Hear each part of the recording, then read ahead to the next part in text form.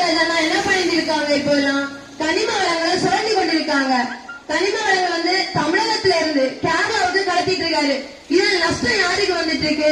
நம்ம நாட்டுல இருக்க, நம்ம கன்னியாகுமரி மாவட்டத்துல இருக்க மணல், அதாவது பாறைப்பொடி, சிமெண்ட், ஜல்லி இதெல்லாமே கடத்திட்டு இருக்காங்க.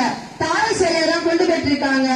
இதனால நைட்டு நேரங்கள்ல யாராவது ஒருத்தங்க பயம் இல்லாம டூ வீலர்ல யாராவது வரீங்களா? யாருமே கிடையாது. போர் வீலரா இருக்கட்டும், டூ வீலரா இருக்கட்டும், ஆப்போசிட்ல வார அந்த டாரஸ் லாரிக்கு நம்ம ஆப்போசிட்ல வாரதே கண்ணு காணல. யாராவது இதை கண்டிக்கிறாங்களா? மனோ தங்கராஜ் அவங்க சம்பாதிச்சுட்டே தான் இருக்காங்க. போன ஆட்சியில எவ்வளவு வாக்குறுதிகள் கொடுத்தாங்க, ஏதாச்சும் ஒன்னாச்சு நிறைவேற்றினாங்களா? கிடையவே கிடையாது. அதுபோல அவங்களோட சம்பாத்தியத்தை மட்டும்தான் பாக்குறாங்களே தவிர மக்களுக்கு நின்று வரைக்கும் ஏதாச்சும் ஒரு நல்லது பண்ணிருக்காங்களா? எதுவுமே கிடையாது. சரி, சட்டம் அது சரி, கனிம வளங்களை தான் திருடிட்டு போனாங்க. மக்களுக்கு சட்ட ஒழுங்க பாதுகாத்தாங்களா? கிடையவே கிடையாது.